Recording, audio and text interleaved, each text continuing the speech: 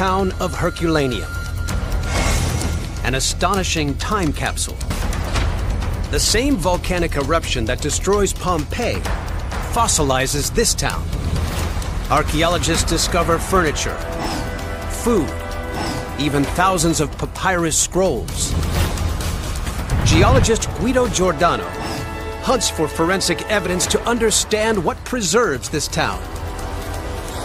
Look at this house. It's fantastic. Encased in a rocky cocoon of volcanic ash for nearly 2,000 years is the Villa dei Papyri. When archaeologists unearth these rooms, they reveal wooden roof supports scarred black. Further excavation uncovers elaborate frescoes, transformed from their original yellow to a deep red. Both are clues of a destructive force unlike anything seen at nearby Pompeii. How has so much survived the apocalyptic force of a volcano? Guido investigates the volcanic rock that covers the site. This cliff is about 80 feet. Now, this is enough to completely bury the old town. Guido believes the different layers of deposits are like a volcanic fingerprint. They reveal exactly what happens on the day of the eruption. You can clearly see layering and changes in color. The lower part is yellow and then it turns into gray. Looking closer to the texture and structure of the deposit, we can work out that it's actually made by several volcanic surges. For the first 12 hours of its eruption, Vesuvius throws gas and debris into the air until it towers 21 miles into the stratosphere.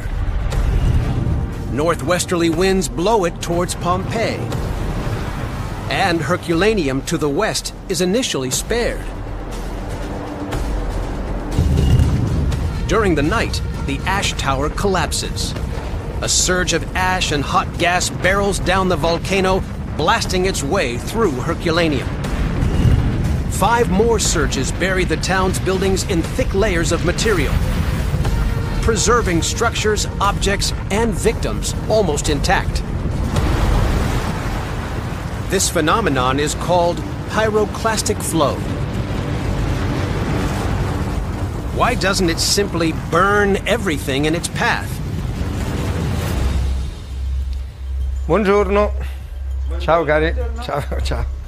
In his lab in Rome, Guido sets up an experiment to investigate this mystery. We start with a piece of fresh wood from the Herculaneum area, which is the same species of the carbon that we find in the deposits. He puts the sample inside a heating device called a calorimeter to discover what happens to the exposed wood from Herculaneum during the eruption. Usually we think that wood can burn with flame, in oxygen, in a fire.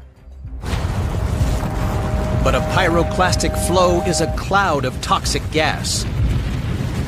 There's no flame or oxygen, so objects can't burn.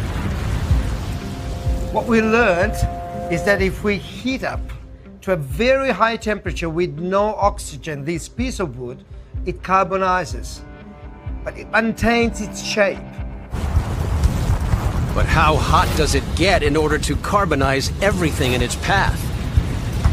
So now we will run several of these experiments at different temperatures by increasing 50 degrees each time. Then they use a spectrum microscope to compare the modern samples to the ancient ones from Herculaneum. This shows the equivalent temperature at which the Villa dei Papyri wood has been carbonized. The results demonstrate the samples of carbon that we found out in Herculaneum were actually carbonized to a temperature of nearly 500 Celsius degrees, which is almost 1,000 Fahrenheit degrees. In this fiercely hot, oxygen-free environment, the wooden objects and papyrus scrolls turn to carbon. A thick layer of ash then sets around the town. It insulates everything in a protective layer. It is thanks to this unique set of circumstances that we can learn so much about Roman life, even after nearly